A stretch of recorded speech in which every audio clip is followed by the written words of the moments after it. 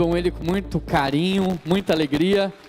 Para a gente é uma honra muito grande. Já tem talvez 1 ano e meio, 2 anos que eu venho conversando com o Diego Bravin para que ele pudesse estar aqui conosco, e Deus nos presenteou com essa data, com essa oportunidade. Diego Bravin é um homem de uma envergadura espiritual muito grande, e quando eu estava começando a minha caminhada ali na minha adolescência e juventude, Diego Bravin já era o presidente da Juventude Batista de todo o nosso Brasil, e ele rodava o Brasil inteiro fortalecendo as juventudes estaduais.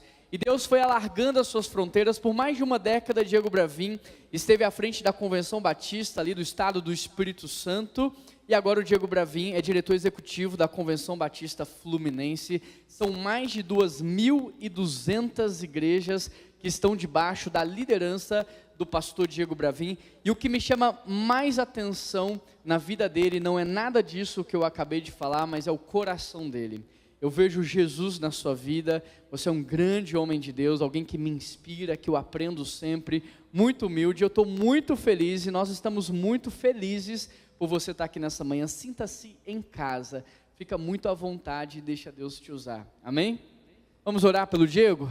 Estenda as suas mãos. Pai, nós queremos pedir pela vida do pastor Diego, da Gleise, das suas meninas, ó Pai, que o Senhor abençoe a família, a casa deles, o ministério deles, ó Pai, que eles sintam-se, Deus, alegres de estarem aqui, e que o Senhor venha usar a vida do pastor Diego Bravin nessa manhã, para falar conosco aquilo que nós precisamos ouvir. Esta é a nossa oração, e em nome de Jesus que nós oramos, e toda a igreja diz: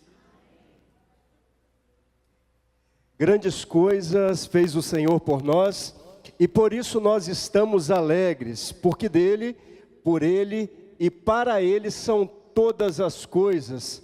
Glória, pois, a ele, para todos sempre. Amém.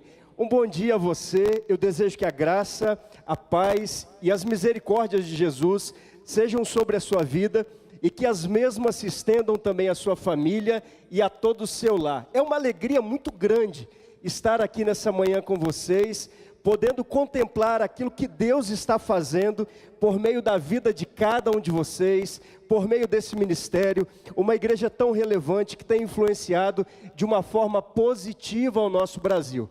Nós chegamos na sexta-feira, tivemos aqui um tempo muito precioso em família, do qual quero agradecer e reconhecer essa igreja como um presente de Deus para a nossa vida. Eu quero, em nome da minha família, registrar gratidão a Deus pela vida de cada um de vocês. Eu agradeço ao pastor Juan por tanta generosidade, por tanto carinho, ele, a Keila, o Noah, o Natan, uma família muito querida. Vocês têm aqui um pastor segundo o coração de Deus. Pastor Juan tem sido alguém que destaca-se pela pregação, pela vida espiritual, por sua humildade e pelo serviço. Pastor Juan hoje no Brasil é um dos maiores pregadores. Pastor Juan é uma referência em liderança.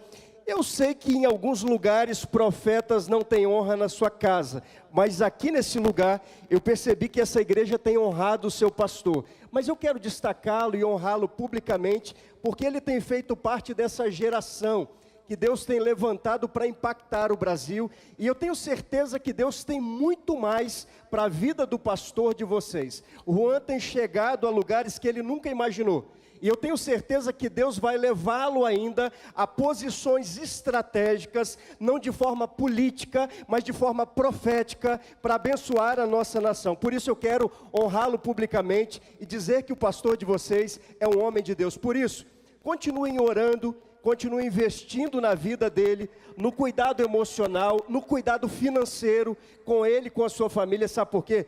Porque tem muita gente no Brasil e no mundo de olho no seu pastor. Isso não é ameaça não, tá? Mas eu quero ser muito honesto, todo mundo hoje quer o pastor Juan. Então continue cuidando bem, continue sustentando em oração, porque ele é realmente uma referência. E eu tenho certeza que isso tem sido recíproco dele para com vocês. Porque todas as vezes que eu olho para o pastor Juan, e quando ele fala de vocês, ele fala com brilho nos olhos.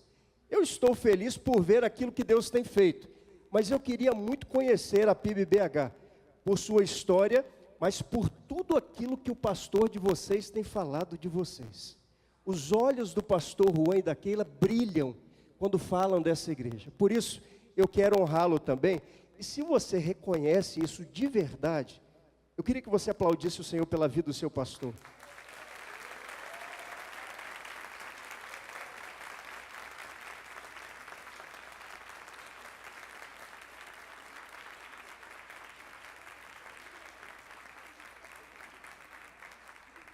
Os aplausos revelam um aumento salarial. Que bênção. É bem extensivo, viu? Esse culto é um culto personalista, a personalidade de Jesus. Mas a palavra nos ensina que nós devemos dar honra a quem honra. Por isso eu quero reconhecer. Pastor Juan, eu quero reconhecer também a vida da Daiane, viu? Quero agradecer a Deus pela vida, pelo ministério que ela exerce nessa comunidade aqui. Eu quero destacar, com a permissão dos irmãos, alguns amigos que eu vejo aqui que têm feito parte da nossa caminhada, o Claudinei ali em cima, o pastor Marcilei, que é membro dessa igreja, é um parceiro e um amigo querido, mas quero destacar o pastor Luciano Estevão. Eu queria que eles colocassem de pé. Pastor Luciano foi pastor na Pibara, na cidade de Aracruz, no estado do Espírito Santo, durante quase 20 a 25 anos, liderando o rebanho do Senhor. Assumiu uma comunidade ali com 100 pessoas e ele deixa aquela comunidade com quase 2.000 pessoas. Luciano é uma referência nesse Brasil Batista e tem servido agora o Colégio Batista Mineiro. Eu quero destacá-lo também com honra, porque o Luciano foi a pessoa que me deu a oportunidade no Ministério Executivo da Convenção Batista do Estado do Espírito Santo. Eu comecei no ano de 2013. Eu era um secretário de diretoria quando o pastor Luciano me procurou e falou assim: olha, eu quero que você assuma interinamente a função de executivo dessa convenção. E foram 11 anos, e a história me diz que 10 leprosos foram curados, apenas um voltou para agradecer. Eu sou esse que estou voltando, Luciano, para agradecer e para te honrar publicamente no meio do seu povo, porque você é mineiro também, não é verdade? Só tem coisa boa aqui em Minas Gerais, viu? Que Deus te abençoe. Mas eu quero destacar ela que perdeu o status de princesa há muito tempo e se tornou rainha, Gleisiane. Eu queria que ela se colocasse de pé, a minha esposa.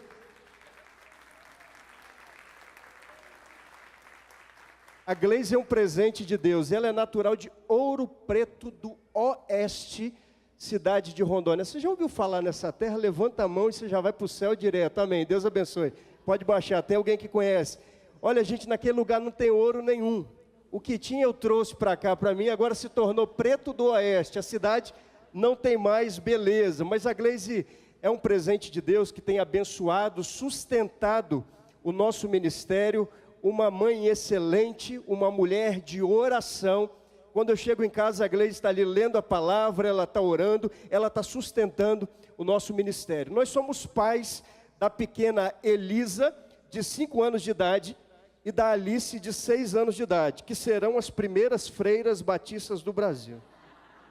Ué, você cria criança, faz investimento, é pulseirinha de ouro, é roupinha de marca, é escola boa, para um marmanjo chegar e levar? Brincadeira, gente, a mãe fica revoltada com isso, mas é brincadeira de verdade. Nós estamos orando para que Deus dê um partidão para elas, mas que o arrebatamento da igreja aconteça antes, e eu tenho certeza que isso vai acontecer. Bem, pastor Juan, eu estou muito feliz por estar aqui, e eu tenho notado a distância que essa igreja tem apontado Jesus como o caminho, a verdade e a vida. E essa igreja tem tentado no seu dia a dia anunciar Jesus por meio de uma vida próspera. E essa é a série que os irmãos têm trabalhado durante os últimos meses. Pensar sobre uma vida próspera é pensar em ser referência, é ser exemplo, mas exemplo de que forma? Ser bem-sucedido financeiramente? Talvez. Quem sabe isso seja resultado da sua vida com Deus. Algumas semanas atrás eu tive a oportunidade de atender um colega que chorava muito e falava sobre o seu insucesso na vida. Mas é interessante que esse colega, ele tinha muito recurso financeiro. E ele dizia: Diego, parece que tudo dá errado. Eu tenho recurso, mas a minha vida emocional não anda bem. Eu tenho recursos, mas a minha vida relacional não anda bem. Eu tenho recursos, mas a minha vida conjugal não anda bem. Talvez essa seja a realidade de muitas pessoas no mundo em que nós estamos vivendo. Um mundo cheio de performance, influenciado pelas mídias sociais, ou pelos seus influenciadores. E algum tempo atrás, uma reportagem muito interessante me chamou a atenção. De um famoso no estado do Rio de Janeiro, que foi preso. E eu não sei se aquela âncora do jornal teve a intenção, ou se deixaram os microfones ligados. E ela disse o seguinte: influenciador de quê? Influenciando a vida de quem? Pensar em uma vida próspera é pensar em alguém que seja exemplo. Por isso, nessa manhã, nós queremos pensar a respeito da jornada e da trajetória de Jesus. Poderíamos aqui falar de Calvino, poderíamos aqui falar de Martin Luther King, poderíamos falar de vários teólogos, pensadores, heróis na fé. Mas a nossa maior referência nessa jornada é Jesus Cristo, o Filho de Deus. Ele é o caminho, a verdade e a vida. Por isso eu quero pensar com você, de uma forma muito breve, muito pontual, acerca dos ensinamentos e dessa jornada, que tanto inspira a nossa vida. Eu recebi uma lembrança aqui nessa manhã, do dia do pastor. E me chamou a atenção, Keila, quando eu olhei aquela sacola, está escrito: parabéns pelo dia do seminarista. E eu me senti um seminarista. E eu compreendi que eu sou um seminarista auxiliar, porque o supremo pastor é Jesus, porque Ele é a referência de ministério. Nós somos apenas auxiliares de Jesus. Por isso, nessa manhã, eu quero chamar os seus olhares ao Evangelho de Jesus, segundo o relato do Lucas, capítulo 3, a partir do verso 16. Assentado como você está, abra ou acesse a palavra de Deus. Você que se faz presente neste ambiente, ou talvez a você que nos acompanhe por meio de uma das transmissões da primeira igreja. Evangelho de Jesus, segundo o relato de Lucas, capítulo 3, a partir do verso 16.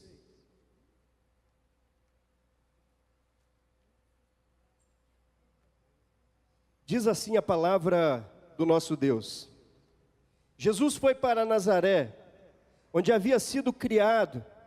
Num sábado entrou na sinagoga, segundo o seu costume, e levantou-se para ler.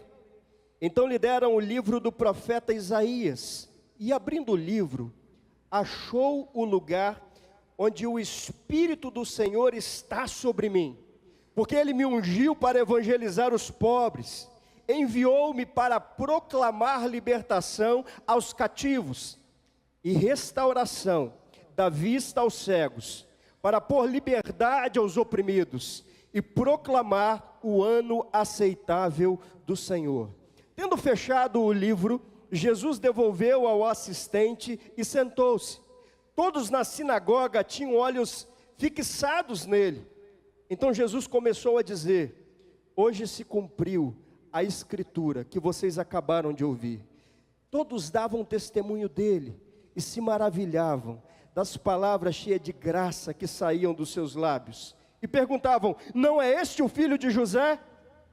Então Jesus disse: sem dúvida, vocês citaram para mim o provérbio: médico, cure-se a si mesmo. Dirão: tudo o que ouvimos que você fez em Cafarnaum, faça também aqui na terra. Que Deus abençoe a leitura da sua palavra, vivendo o tempo de Deus. Pai bendito, graças te damos por esta palavra.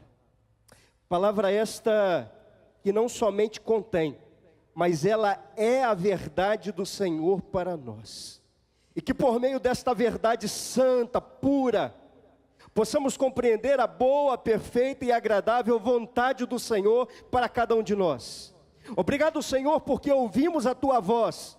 Obrigado porque contemplamos a Tua glória, o Teu poder nessa manhã, por meio da adoração, por meio da comunhão, por meio do clamor que se faz nesse lugar, por meio da nossa gratidão. E agora, Santo Espírito de Deus, Santa presença maravilhosa, tenha liberdade neste lugar. Traga iluminação a esta palavra, para que possamos compreendê-la.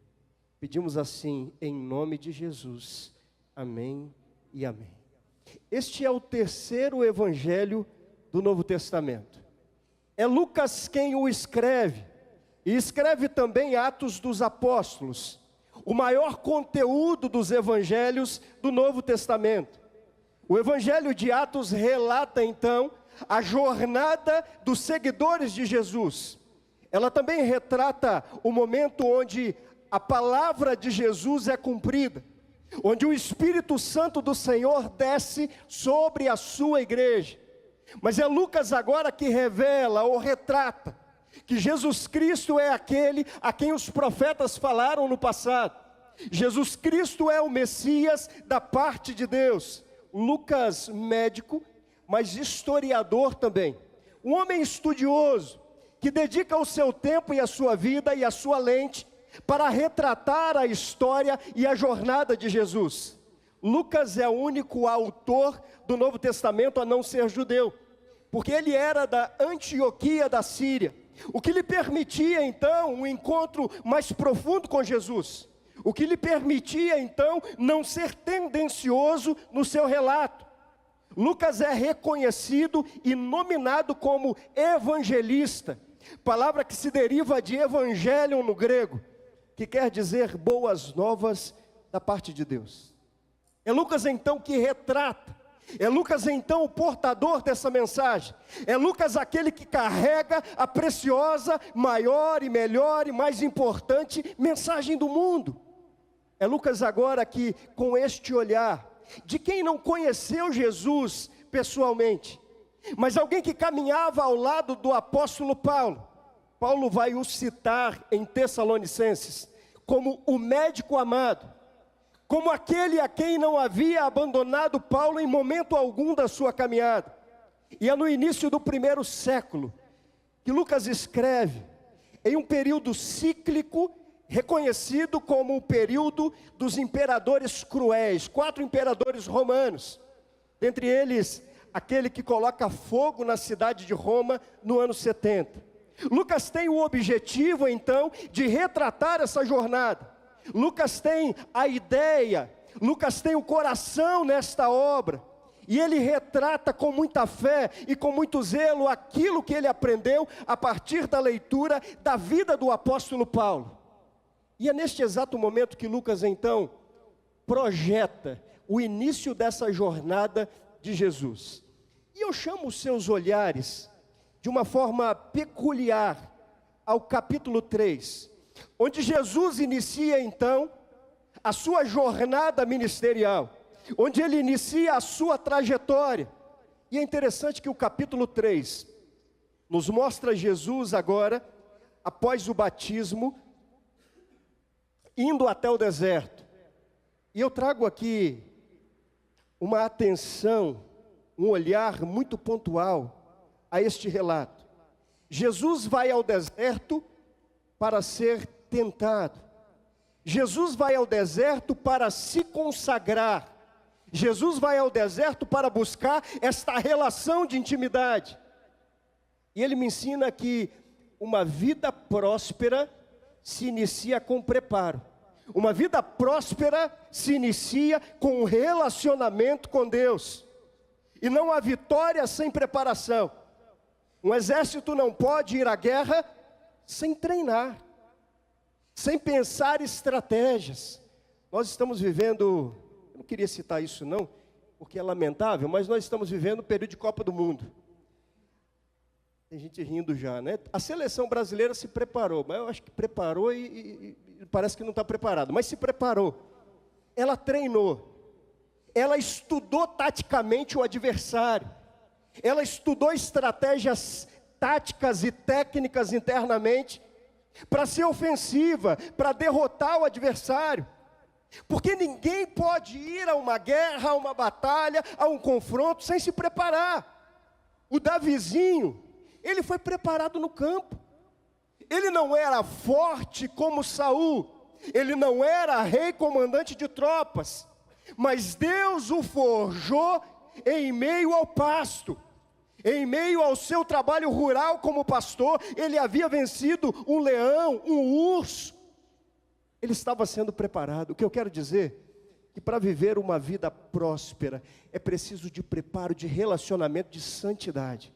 Santidade não quer dizer que você não vai pecar mais.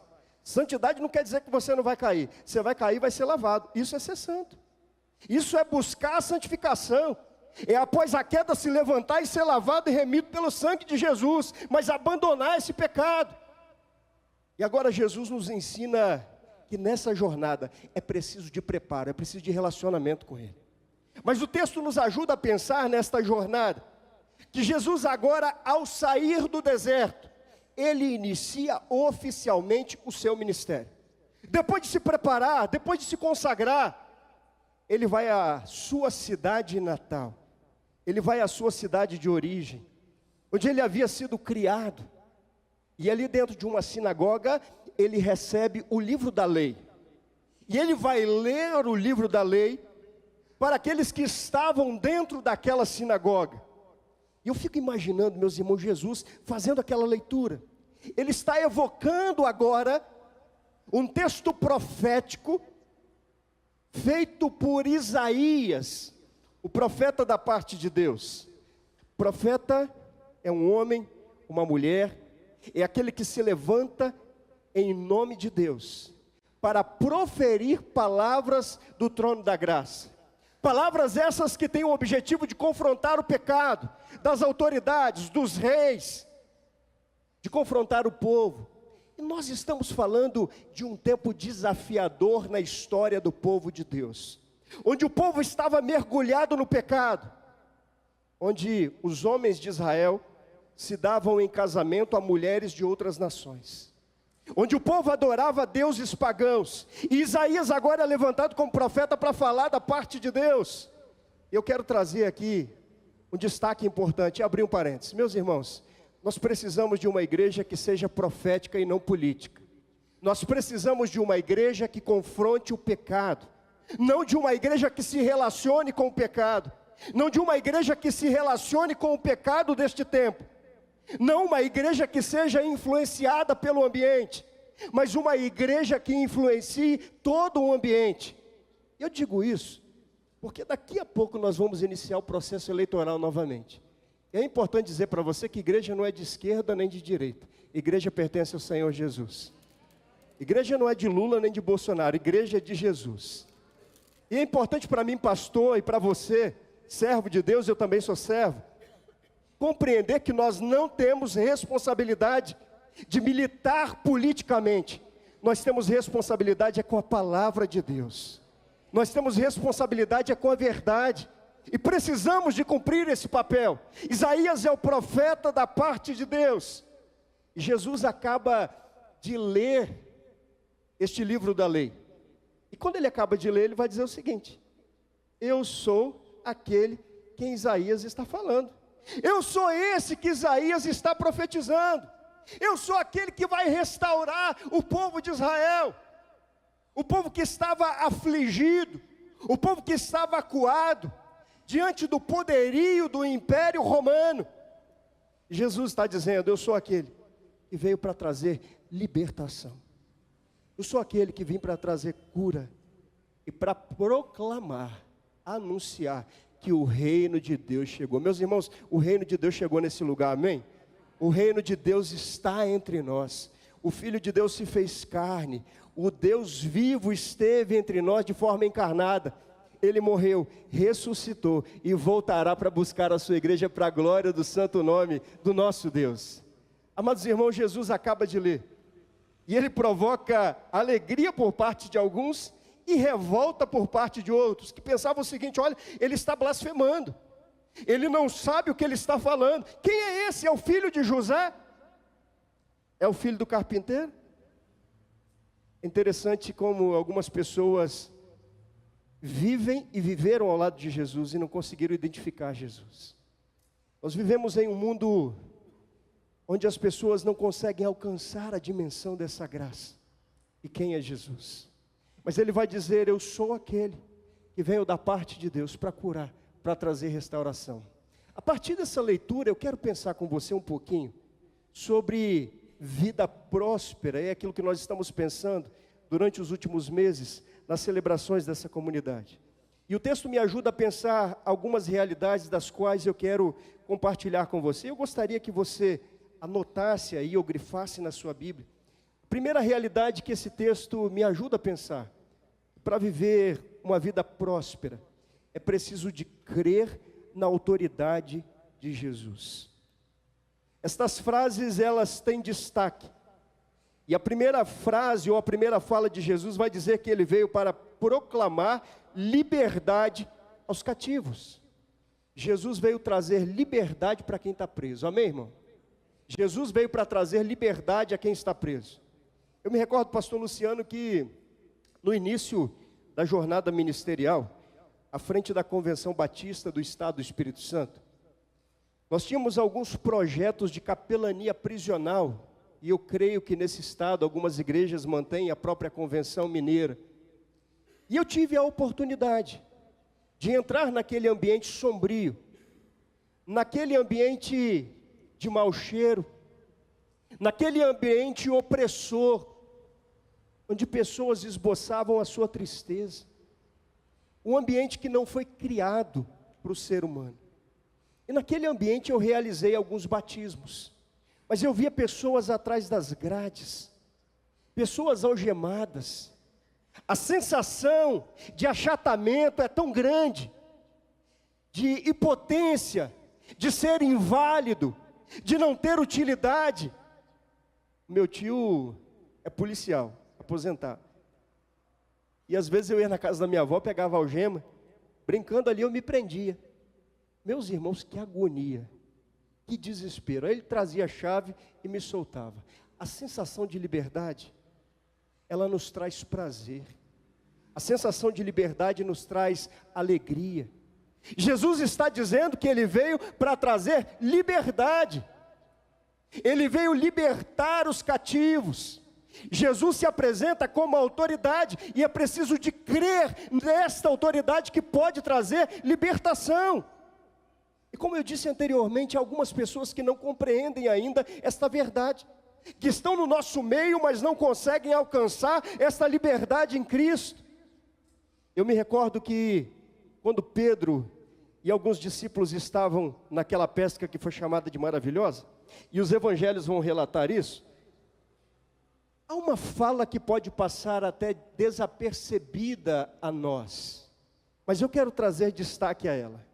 O Pedro e os seus amigos estavam no barco, no mar, tentando pescar para manter a sobrevivência, as suas famílias. E aquela pesca se tornou algo frustrante, sabe? Porque eles jogavam as redes e não pegavam nada.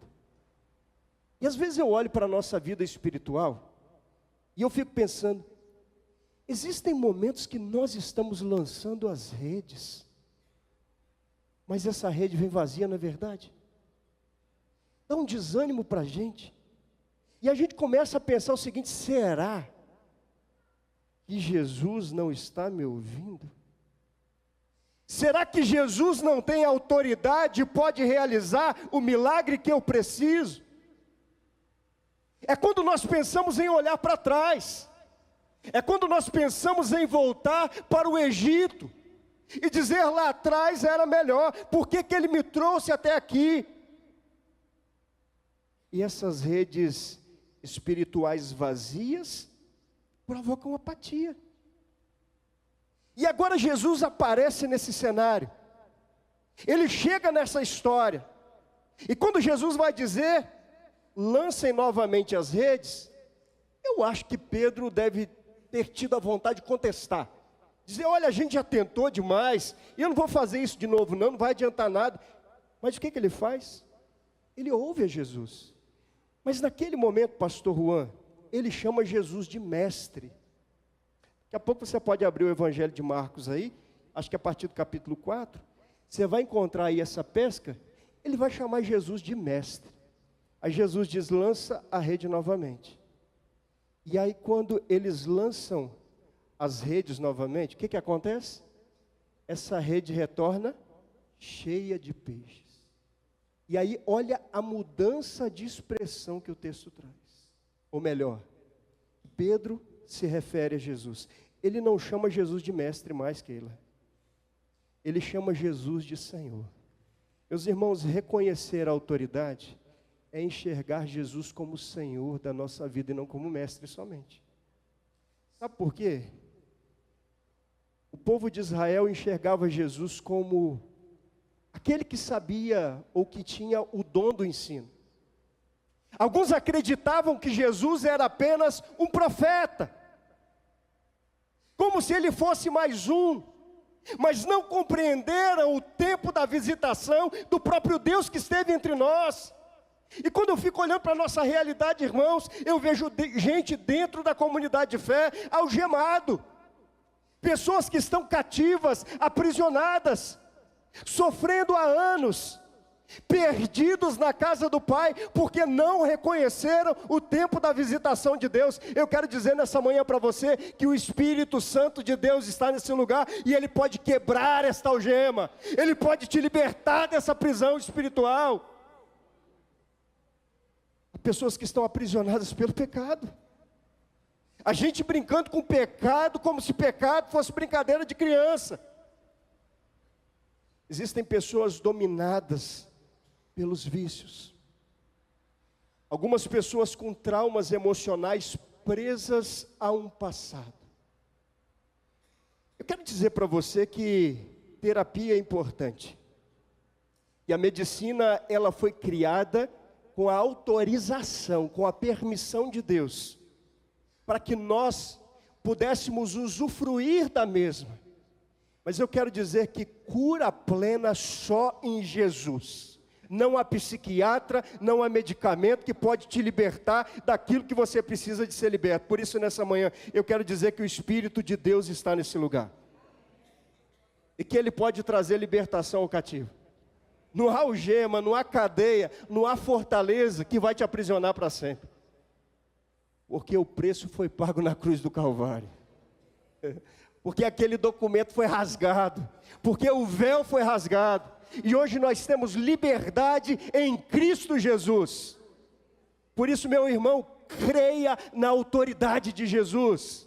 O texto me ajuda a pensar nesta realidade, que nós precisamos de crer. Quando Jesus se depara com o centurião, uma autoridade romana, aquele homem, por ser uma autoridade, poderia se impor: eu tenho patente alta no Império Romano, você precisa de me obedecer. Mas ele faz o contrário. Aquele centurião, ele reconhece a autoridade de Jesus. E o que Jesus vai dizer? Eu nunca vi fé em Israel como a desse homem. E o milagre acontece. Jesus está aqui nessa manhã dizendo para você: joga a rede do lado certo, porque eu vou trazer cura, eu vou fazer milagre nessa manhã. Joga a rede no lugar certo. Seja obediente, reconheça a voz do Espírito Santo de Deus. Reconhecer a autoridade. Mas há uma segunda realidade que esse texto me possibilita ser alcançado. Porque essa palavra é para mim nessa manhã. Essa palavra primeiro alcança o meu coração. Jesus está aqui nessa manhã para quebrar as algemas, para abrir as cadeias espirituais que te prendem. Amém? Você recebe isso? Você reconhece Jesus Cristo é a autoridade máxima. Mas em segundo lugar, há uma outra frase dita por Jesus para trazer libertação aos cativos. Mas ele vai dizer o seguinte: e restauração à vista dos cegos. O que Jesus está dizendo aqui? Que além de ter autoridade, ele tem poder. Creia na autoridade, mas reconheça que Jesus é detentor e o dono de todo o poder e de toda a glória. Alguns meses atrás, nós estávamos ali na cidade de Niterói, onde moramos hoje, atualmente, e eu estava junto com as crianças e a Gleise, andando nas ruas, e eu vi uma senhora, estava com um cão guia, e aquela senhora tinha limitação de visão. Aquela mulher não enxergava plenamente. Aquela mulher não conseguia ver nada que estava à sua frente. E eu comecei a pensar na dificuldade diante da impossibilidade de visão. Porque a falta de visão não nos permite alcançar propósito. A falta de visão não nos permite alcançar o propósito de Deus. Que bênção, pastor Juan, que essa igreja tem se alinhado ao foco. Que bênção que essa igreja tem compreendido a visão. Que bênção porque esta igreja, ela tem influenciado essa cidade. Onde as autoridades querem ouvir a igreja. Onde a sociedade hoje chama a igreja para participar de projetos. Onde a primeira igreja é notada. Não pelo seu banco acolchoado ou pelo ar-condicionado, mas pela relevância. Porque vocês entenderam a visão. Mas a falta de visão, ela impõe limites. A cidade de Jerusalém era uma cidade infestada de doentes. Eu não sei se essa é a palavra correta. Mas uma cidade com muitos doentes. Com pessoas com enfermidades da alma, mas enfermidades físicas. Dentre elas estavam, ou dentre eles, os cegos. Jesus agora vai se deparar com um cego, que você conhece como o cego de Betsaida. E nesse encontro com Jesus, a vida daquele homem vai ser transformada. Porque não há nada e ninguém que resista ao nome de Jesus. Porque este nome é poderoso, porque este nome transforma o homem. E agora naquele encontro o que me chama a atenção é que Jesus agora vai fazer alguns movimentos. Olha para cá. O primeiro movimento que Jesus faz de cura, ele vai perguntar àquele homem: você consegue enxergar? Ele vai dizer o seguinte: olha, eu estou vendo homens como se fossem árvores. Eu vejo homens como se fossem plantas. A sua visão não havia sido recuperada. Aquele homem não tinha uma visão plena. Aquele homem não foi curado plenamente. E Jesus quer nos ensinar nessa manhã, não é que ele não tem poder para no primeiro ato curar, mas ele está dizendo que a falta de fé é o limitador, que a falta de fé traz impossibilidades, que a falta de fé traz cegueira espiritual, mas que a fé potencializada no coração do homem nos permite alcançar o propósito de Deus. Amém, irmãos? Tem muita gente do nosso lado, muita gente dentro da comunidade de fé, mas que ainda não consegue enxergar aquilo que Deus está fazendo. Tem muita gente na sociedade que não consegue enxergar de forma plena aquilo que Jesus está fazendo. E que não consegue reconhecer o poder de Deus. Que duvida, que não tem fé, que não consegue dar passos. E nessa manhã o Senhor Jesus nos chama para viver uma vida plena, reconhecendo a autoridade, mas reconhecendo que Ele é dono de todo o poder e de toda a graça. Amém, meus irmãos? Mas há uma terceira realidade, eu preciso de caminhar um pouquinho mais. A terceira realidade que esse texto me permite alcançar, ele vai dizer: e pôr em liberdade aqueles que estão oprimidos. Ele vai dizer o seguinte: olha, primeiro, eu vim para curar ou libertar aqueles que estão cativos, aqueles que estão aprisionados. Segundo lugar, eu vim para trazer visão. Mas em terceiro lugar, trazer liberdade aos oprimidos. O que esse texto me ensina? Que Deus é quem nos exalta. É que Deus é aquele que pode curar a cada um de nós. Não é por nós mesmos, não é pelo nosso mérito, não é por aquilo que fazemos, porque tudo aquilo que fazemos ao final disso, nós somos o que? Servos inúteis. Jesus veio para curar o oprimido. Ô gente, quanta gente oprimida nessa sociedade. A maior doença desse século é a depressão. São as doenças da alma, a doença emocional. É tanta gente oprimida.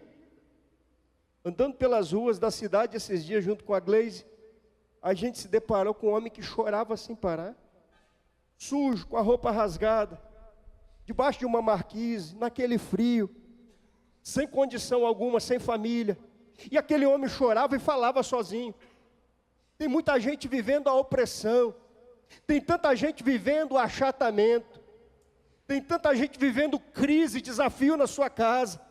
E talvez inúmeras pessoas se encontram aqui nessa manhã, nesta mesma condição. Mas Jesus está dizendo que é Ele quem exalta. Humilhai-vos, pois, debaixo da potente mão de Deus, porque Ele vos exaltará no tempo certo. É Ele que nos liberta, é Ele quem nos livra. É Ele o dono de toda autoridade, de todo poder. Eu quero dizer para você que vida plena não é sinônimo de não ter problemas. Vida de paz não quer dizer que você não viverá conflitos e não estará na guerra. Mas vida de paz é compreender que mesmo na guerra, o comandante que é Jesus está na frente, Ele continua cuidando da gente. Amém, meus irmãos? Posso ouvir um glória a Deus por isso? Ele continua na frente, Ele continua dando a direção. Pastor Marcilei, o irmão é do Rio de Janeiro. Algumas pessoas já ouviram falar do pastor Mauro Israel. Mauro Israel foi pastor na PIB de São Gonçalo. Esse homem foi acometido de uma doença terminal. E quando as pessoas olhavam para o Mauro, o seu semblante, a sua fisionomia era de tranquilidade. E ninguém compreendia aquilo. Por que esse homem tem tanta paz? Mesmo em meio a essa situação, ele não se amedronta, ele não está regredindo, ele está olhando para frente. E ele tinha uma frase que eu quero dizer para você nessa manhã. Quando as pessoas olhavam para o Mauro e perguntavam de onde vem aquela alegria, por que ele se mantinha firme, ele dizia o seguinte: se eu for curado, vocês verão a glória de Deus. Se eu for curado, vocês verão a glória de Deus. Mas se eu não for curado, eu verei a glória de Deus. Ô gente, que fé é essa? Que testemunho é esse? Que equilíbrio é esse? E não é um equilíbrio de medicamento humano, não. Não é equilíbrio de psiquiatra ou psicólogo, não. É um equilíbrio e uma paz que só o Espírito Santo de Deus pode trazer ao nosso coração. Ele veio para libertar o oprimido. Nós não estamos dentro de uma redoma de vidro, onde somos inatingíveis. Nós somos vulneráveis, nós somos alcançados pelo que acontece nesse mundo, mas aquilo que vai trazer paz é a presença plena de Deus na nossa vida. O Stage Ford, o empresário americano, ele gozava de um período de férias com a sua família, e a família tinha o sonho de fazer um cruzeiro, e essa história é uma história real. Esse homem leva a sua família até a embarcação e ele também iria, mas ele recebe uma ligação, dizendo para ele voltar. E ele disse à mulher e os filhos: olha, vocês vão e eu fico, porque eu preciso de resolver alguns problemas aqui no meu escritório. Meus irmãos, ele volta para casa. Minutos depois ele recebe a informação de que aquela embarcação havia naufragado. Aquele homem perde a sua esposa, seus filhos, a sua família. E diz a história que ele vai até o local do naufrágio. E ali ele começa a orar. E ele vai compor uma das mais belas canções que eu e você sabemos cantar, e você vai cantar comigo agora. Se paz a mais doce tu queres gozar, se dor a mais forte, quem sabe canta. Ó, seja o que for, tu me fazes saber que feliz com Jesus sempre sou. Sou feliz com Jesus. Sou feliz com Jesus, meu Senhor. Olha, irmãos, paz não é ausência de guerra. Paz é a presença do Santo Espírito em meio às turbulências da vida. Amém. Jesus veio para libertar os oprimidos. Mas em quarto e último lugar, o texto bíblico me leva a compreender uma outra verdade espiritual. E viver o tempo de Deus, viver o ano aceitável do Senhor, é proclamar Cristo a nossa salvação. Jesus vai dizer, e anunciar o ano aceitável do Senhor. Meus irmãos, o Senhor nos chama como igreja para viver uma vida próspera, refletindo a sua glória. dizendo que Ele é o Senhor para a glória de Deus, dizendo que o reino de Deus está entre nós, que o reino de Deus é chegado, que Jesus Cristo veio e voltará para buscar a sua igreja, que Ele veio ao mundo encarnado, foi julgado e condenado injustamente, morreu, mas ressuscitou. E eu finalizo aqui, trazendo para você uma rica experiência. Se hoje você tivesse a oportunidade, eu lhe daria alguns conselhos para testificar aquilo que eu estou falando. Se você hoje pegasse um avião e fosse até a Índia, ali na Índia você vai encontrar o túmulo de Mahatma Gandhi e de Buda. E na lápide desses homens destacados em sua nação e até no mundo de alguma forma, você vai encontrar o seguinte dizer: aqui estão os restos mortais de Buda, aqui estão os restos mortais de Mahatma Gandhi. E se em uma outra ocasião você pudesse ir até a Grécia, você encontrará o túmulo do Sócrates, do Platão, de outros pensadores,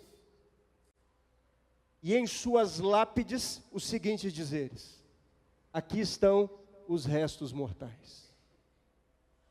Ou se você for à cidade de Roma, e eu tive essa oportunidade de ir ao Vaticano, dentro daquela capela você vai encontrar o túmulo de todos os papas, e em suas lápides: aqui estão os restos mortais. Mas agora olha para cá, eu quero chamar a sua atenção para uma realidade espiritual. Se você for a Jerusalém, você vai a um local chamado Jardim do Túmulo, e ali naquele local você vai encontrar um túmulo cravado na rocha, e do outro lado você vai encontrar o Gólgota, o Monte da Caveira. Mas ali naquele túmulo cravado na rocha, você vai encontrar uma cruz bizantina, representando a época, um túmulo que era de José de Arimateia. E você não vai encontrar uma pedra ali dentro, você não vai encontrar nada naquele lugar, mas uma frase impactante. Está escrito o seguinte: Ele não está aqui. Ele não está aqui porque Ele ressuscitou para a glória de Deus.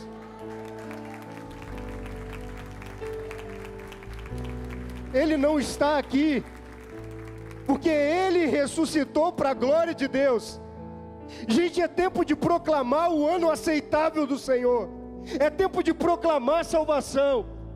É tempo de viver uma vida saudável, de uma vida próspera, anunciando por meio da nossa vida que esse Jesus vive, que Ele está aqui, que Ele pode quebrar cadeias, que Ele pode libertar, que Ele pode restaurar, que Ele pode dar cura, que Ele pode ressuscitar nessa manhã aquilo que morreu dentro da sua casa, que Ele pode dar visão àquele que perdeu a visão, que Ele pode restaurar aquelas que estão vivendo a viuvez de maridos vivos dentro de casa, que Ele pode restaurar, minha irmã, a relação com aquele filho que deixou de lado a sua fé. Sabe por quê? Porque Ele é Jesus Cristo, Filho de Deus, porque Ele ressuscitou para a glória de Deus. Feche os seus olhos agora e me permita mais uma vez, por bondade, orar com você, orar pela sua vida. Eu queria te convidar a se colocar de pé, se você puder, com os olhos fechados, a sua cabeça encurvada. Você agora se desconectasse aqui da terra, que ligasse aí o Wi-Fi do céu, porque Deus quer falar com você mais uma vez, porque Deus quer ministrar algo sobrenatural na sua vida, porque Deus quer quebrar essa algema aí, porque o Espírito Santo do Senhor quer trazer libertação, porque Ele quer trazer cura espiritual na sua vida e dentro da sua casa, para viver essa vida próspera. Você crê nisso? Você crê nessa palavra? Você crê que o Espírito de Deus está nesse lugar nessa manhã? Eu quero te convidar a deixar o seu lugar e vir aqui na frente mais uma vez. Você que está na galeria, você que está aqui embaixo, lá atrás, dá tempo, você pode deixar o seu lugar. Enquanto essa canção está sendo ministrada, eu vou chamar o pastor da nossa igreja, o pastor Juan, nosso pastor. Ele vai fazer essa oração por nós. Mas enquanto isso, você pode deixar o seu lugar. Você pode vir aqui à frente rapidamente. Deixa o seu lugar. Se você quiser vir com sua esposa, com a sua família, pode vir. Quem sabe nessa manhã tem alguém nesse lugar que deseja se reconciliar com Jesus. Vem também. Ou quem sabe você deseja entregar a sua vida a Jesus. Não sei quem é você, não te conheço. Talvez seja filho de crente, cônjuge de um crente, gosta da igreja, gosta da mensagem, gosta da palavra, mas não tomou a decisão. Faz isso agora em nome de Jesus. Deixe o seu lugar. Nós vamos orar pela sua vida. Pastor Juan, vem aqui à frente. A canção vai ser entoada. Eu quero orar com você. Pastor Juan vai orar por nós.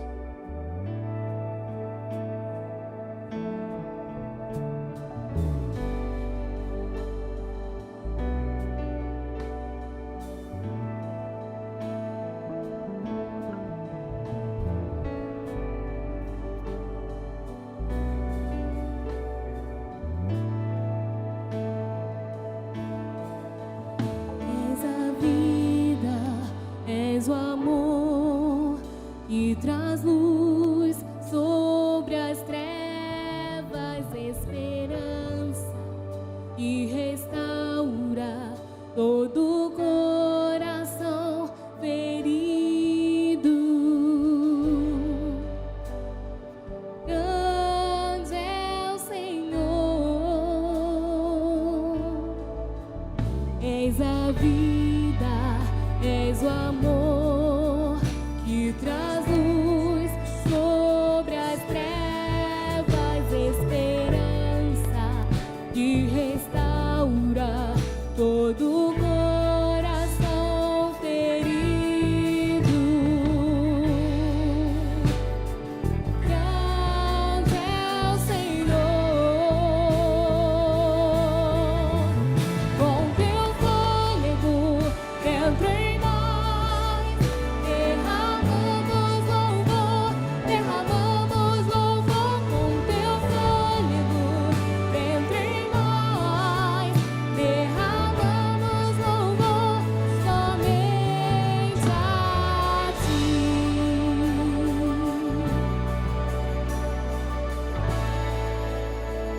Senhor Deus e eterno Pai, nós estamos aqui para dizer que Tu és a razão desta reunião. Nós nos reunimos aqui nesta manhã em torno de um nome, e o nome é Jesus Cristo. Nós nos reunimos aqui, Pai, no nome daquele que o Senhor elevou, aquele que o Senhor colocou no trono, daquele que governa céus, terra e tudo que há debaixo da terra. Nós estamos aqui, Deus, orando no nome daquele que sustenta toda a criação com o poder da sua palavra, aquele que rege todas as coisas, controla a temperatura do planeta e até as marés. Nós oramos ao nome daquele que não dorme, daquele que nos guarda dia e noite, 24 horas por dia.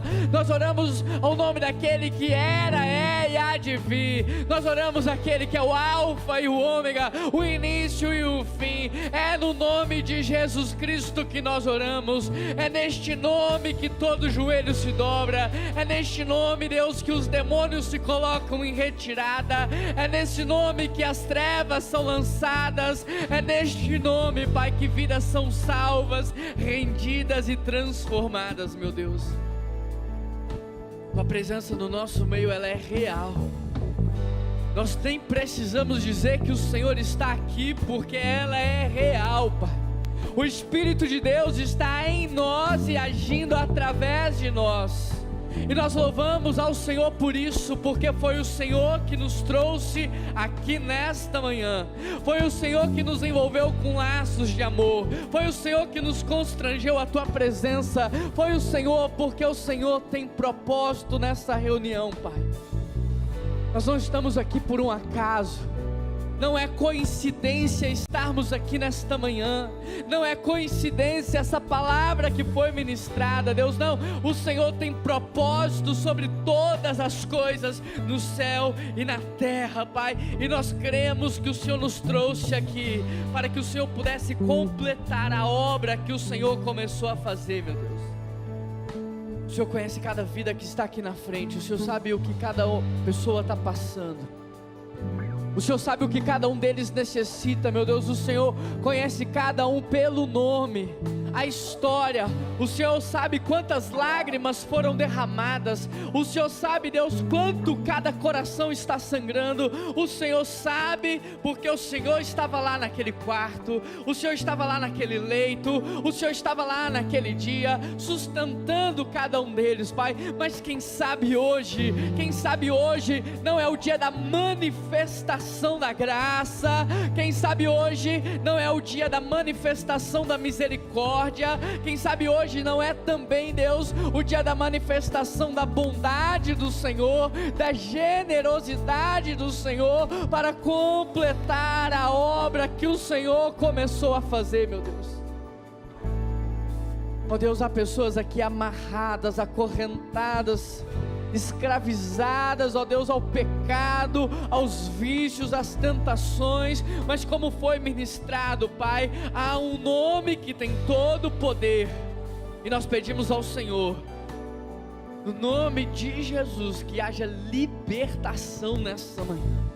Coloca repulsa, nojo, ânsia, Pai, ranço, Deus, por esse pecado, ó Deus, coloca uma repulsa, uma ânsia de enjoo, Pai, em nome de Jesus, ó Deus, por este vício, meu Pai, ó Deus, que seja sobrenatural a libertação dessa pessoa, para a honra e a glória do Teu santo nome, meu Deus.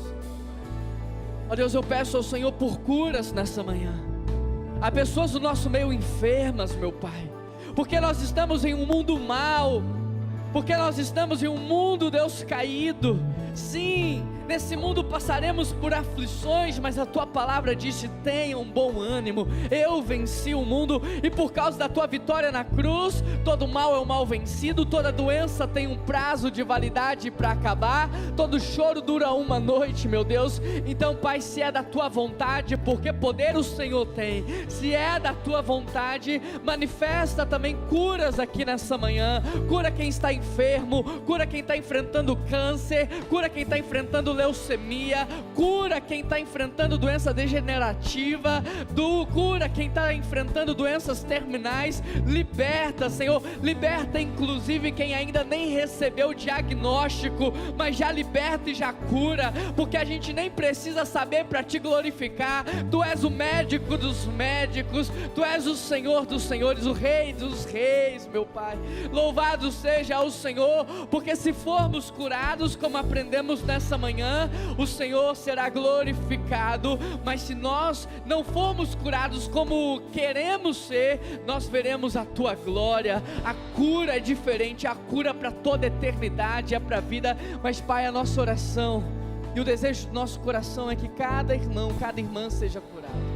Nós pedimos, ó Deus, por cura física, sim, mas também por cura emocional, de irmãos e irmãs que estão, Deus, adoecidos na alma, entristecidos profundamente, angustiados, irmãos e irmãs, ó Deus, que estão esgotados, ó Pai, sofrendo com crise do pânico, burnout, entre tantas outras doenças da alma, Pai. Nós pedimos ao Senhor também nessa manhã por cura emocional.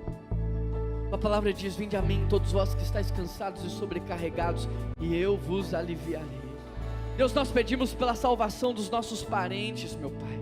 Tua palavra diz: crê no Senhor Jesus e será salvo tu e tua casa. E nós cremos e nós declaramos, ó Deus, que nós cremos no Senhor. Nós queremos viver uma vida que testemunhe o Senhor dentro de casa, e pedimos ao Senhor, Espírito Santo de Deus, vai agora ao encontro de cada pessoa dessa casa e dessa família que ainda não Te conhece, quebranta o coração, bate a porta, abra os olhos, ó Deus, abra a audição dessa pessoa, para que ela sinta a tua presença, reconheça o teu amor, meu Pai. Salva os nossos familiares, quebra todo o abismo entre pais e filhos, entre cônjuges, ó Pai. Que o avivamento comece dentro de cada lar cristão, que o avivamento deste mundo e a grande última colheita da história da humanidade seja consequência natural de lares quebrantados e avivados na tua presença, meu Deus.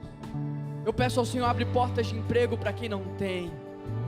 Ó Deus, aumenta a influência do teu povo nas áreas educacionais, da inteligência, da criatividade, da cognição, da memória, Pai, da flexibilidade. Ajuda o teu povo, para que eles possam ser luz do mundo e sal da terra, meu Pai.